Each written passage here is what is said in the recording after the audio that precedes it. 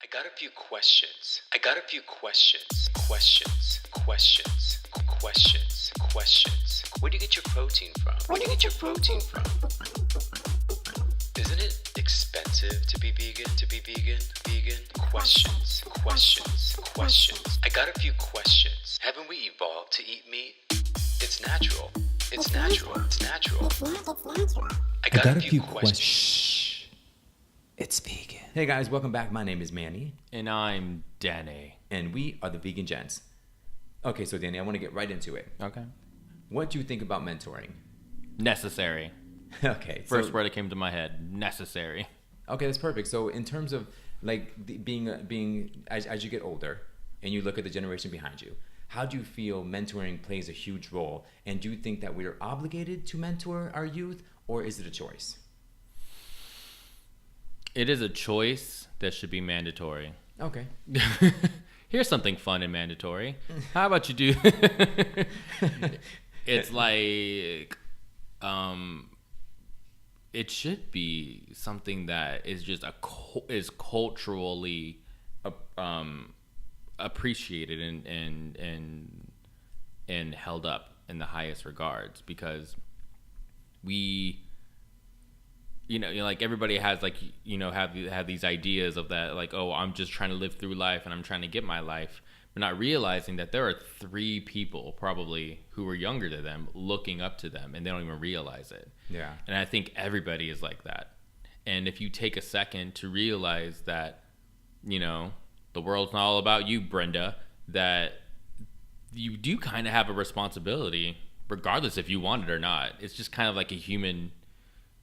It's like a small human sacrifice that everybody has. It's like unless you're completely all alone by yourself, and even then, there's probably like people at work that look up to you. There's probably people who you see in the neighborhood look up to you. You don't even realize it. So there's someone always looking up to you, and it's kind of our responsibility to make sure that we're setting a good example for them so they can make the world a better place when we leave. Right. Thank you for coming to my TED Talks. Walk away.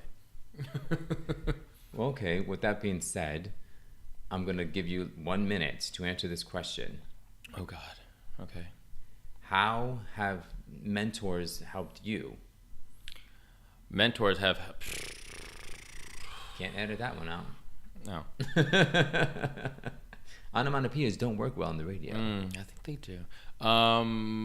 Mentors they shaped the living shit out of my life. They made it so much easier for me to understand and see the problems that are ahead of me. I remember I had a mentor, and it was outside of my family. And I think mentors outside of your family are really important, just because. I agree. Just because you have that thing where you can say something 100 million times, and you're trying to sell it to a person. Yeah, you said that in the last episode. Yeah. Yeah. Well, it takes one person to be like, oh, and then it makes sense. I think it's just human nature. Human nature. Because we're so familiar with the people that we tend to almost zone out. Yeah. So like I had a mentor, and I didn't even realize I had a mentor until it just kind of happened. It wasn't like an official like, hi, I like you. I like what you're doing. Can you teach me your ways? I was 17. Oh, okay. We in the gay community, we have this thing, and I think it's kind of sad because I don't think it ever really exists anymore. But back in my day, it was kind of called your gay dad. Everybody kind of had like their own little gay dad, and I had a gay dad, and my gay dad was an older gentleman. Stick with me, guys. It sounds creepy, but no, it's true. I had an older gentleman who was a teacher. He was my culinary teacher, and he actually, to be completely honest, I never took culinary in high school. I did, and I loved it. But I didn't. But I learned a lot about baking soda. I learned a lot about egg rolls and life.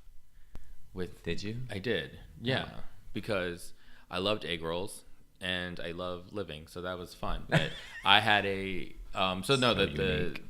culinary arts teacher was obviously extraordinarily gay, and me and my other friend were the only gay guys in our high school. That was in the middle of Ruskin, Florida, Apollo Beach, in the middle of nowhere, and it was visibly obvious that we were all gay. So he kind of allowed us to be ourselves. He gave us a safe space to kind of be ourselves, and he gave us a safe space to kind of like be ourselves, figure out who we are. And when we were doing things that didn't make sense, that he could foresee that we were going down the wrong path, he stopped us. And what was the difference between that and like your parents? Your parents always they want you to do well, and it made sense. Did you feel like it's contrived though? It's not that it was contrived. It's like they have something in the books. It was like when you're 17, it's like you know that your parents have a skin in the game. So like if you mess up, like if you become a serial killer, it's their fault. Versus a stranger, if they take interest in you, it's almost like they chose to. They chose. They didn't have to. Exactly. But they did, and he invested a lot of time. And me and my friend Israel, and we were very, very appreciative of that. And he allowed us to really be whoever we wanted to be. So it was the somebody outside your family. Somebody outside our family who saw potential in me, who said like, "Hey, I see you, I appreciate you. Oh, you're going down the wrong path. Don't do that, boo boo." And then it came back around, and how would you feel if your parents said that to you? I would be really appreciative, because I would love to see my parents see me, but it wouldn't have the same impact. So so I totally agree. I even agree within relationships. It's always important to have that extra voice outside of your relationship, because you can have conversations with your partner forever, but you hear it from somebody else. It's almost like your ears hear it fresh. And it's almost like, you've heard it before, and you're not trying to be like, oh, I've never heard that before. But it's almost so fresh where it finally sits in. Yeah. Like it lays down the foundations. With that being said, I think it's important to not only have mentors within your family, but have mentors outside your family for any child or an adult. Because apparently it's made a huge impact on you. It's made an impact on me too. Like, I don't have direct mentors who have told me things like that, but I've had influences where I've watched people and I've been like, oh, that's interesting, that's unique, I've never seen that before. Or people who have accepted who I was without saying anything. And that again is unique. In your family, they accept you almost by default, but you don't know if they accept you by choice. Yeah, it's like, oh, so you were born around the same time I was. It's a little different. So when you hear some strange person that says something that they accept, that you identify with, you're like, oh my God, this is so cool. And you kind of feel good about yourself. And you feel like you're in a safe space, and the world opens up. Slowly, it opens up. It slowly starts to unfold. And you start to invite more and more people into it, versus keeping it very tight. So in regards to that, it's important from my perspective for parents to understand that it takes a village. And there are things that parents just aren't going to be able to have conversations with their kids, even though they know they want to, and we know they want to. But some conversations are best left to other people, because that's what we're all here for. Especially in a huge community that we live in, it's important to say, listen, I know you have a different relationship with my son or a relationship with my daughter, and so do you think you can have a conversation with them? But being open enough as a parent to say that to your community, and say, do you mind having that conversation, without feeling like it was your obligation and your job. Because what happens is that the kid ends up suffering if they don't have that mentor to be able to have that conversation with, because the parents are wanting to be the one to always be the mentor. But this is the deal. That kid turns into an adult, and that adult starts the cycle all over again. That adult is what makes, where no one really raises up children. Children raise basically themselves, but you're raising an adult. Yeah. And then when you get to a certain age, you're like 18, you're kicked out of the room, or you're kicked out of the house if you're lucky. Most kids are like staying in their house until they're like 26 now. But think about single moms though. Like, single moms are already put into this category of they have a lot of responsibility and they can't do it on their own. It's already in our culture, so they're going to want to prove that statement wrong. But when they do that, if they don't have the tools in their own archives to assist their kid in that very specific topic, let's talk about puberty for guys, but if it's a mom and she just doesn't know how to have that conversation, what happens is she attempts to, but the kid doesn't relate, and therefore the kid doesn't get that mentoring he needs to feel safe and feel comfortable. And if the mom is, I don't want to say stubborn, but if the mom is wanting to do it all on her own because she wants to prove that she can, the kid gets neglected in that way. Vice versa too. Like if single dads have Well, little girls, moms are, you know.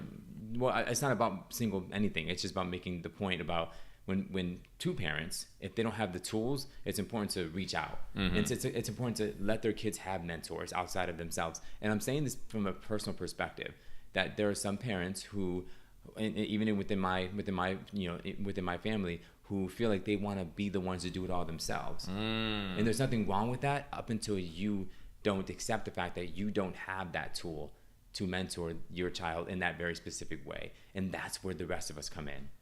It should, but the rest of us could be coming in. But we can't come in if the doors are locked. We can't come in if the mom or the dad wants to do it on their own and they want to prove that they want to, because they don't allow the conversation to happen. But the only people that hurt in that is the kid.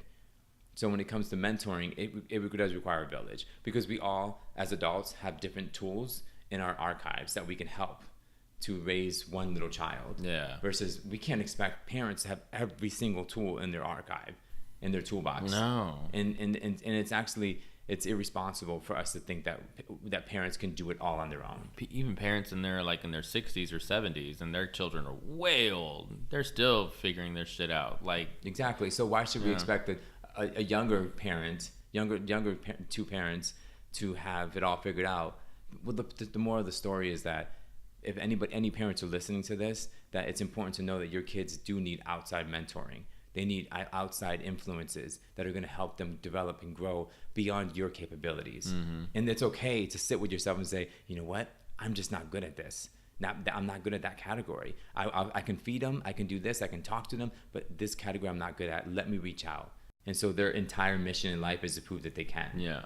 But I feel like I feel there is a slippery slope with sometimes with that, because I feel like even if I was a parent, I would only want to talk to my kids about certain things. Like, it's my responsibility. It's not somebody else's responsibility to jump in and take care of that. It would be nice. See, that's the thing. It's not about what you think is your responsibility. It's about what you think you're capable of doing, and knowing yourself enough to know this is not your wheelhouse. And I'm only saying this because there are a lot of kids who get neglected because of their personality traits, that the parents don't know how to have those conversations the way the kids understand it. And what happens, the parents get stubborn, and then the kids get neglected. They don't get to have that safe space where they can be homosexual, they can be open with who they are, because the parents don't understand it. And it's not about the parents fully understanding it. It's about the parents admitting that they don't understand it and trying to build a bridge versus being stubborn. But if we recognize that we're all kind of fucked, we can help each other out. Exactly. Hello. We can, that hands across the world kind of, song. It's kind of like that. It's like, use your neighbors, use the mentors in school, use the coaches, use whoever you can to help you raise this beautiful kid, so they have a collective, diverse upbringing. Yeah. Versus just what you think is good for them, because it takes more than just two parents to raise a human being. It sounds exhausting, but it's true. It is. I have quite a bit of siblings, so it takes a lot. And nieces and nephews. Exactly. So it takes a lot to raise them. So there are things that I know that one day that my nieces are going to have to come to me, my nephews are going to have to come to me, and their parents have to be okay with that. So let me ask you a question. So what do you do? Let's say for us, we live in California. Yeah.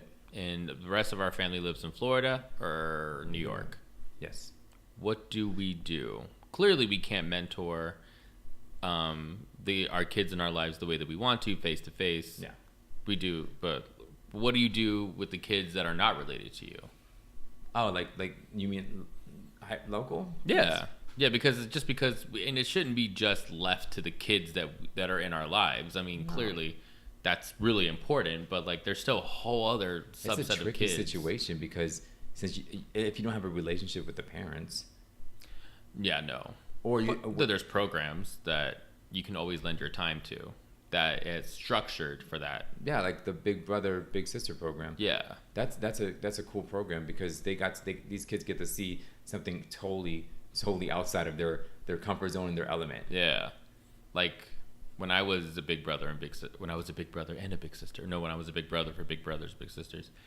And my little has never really experienced homosexuality. Like, I had this little kid, he was 8 or 9.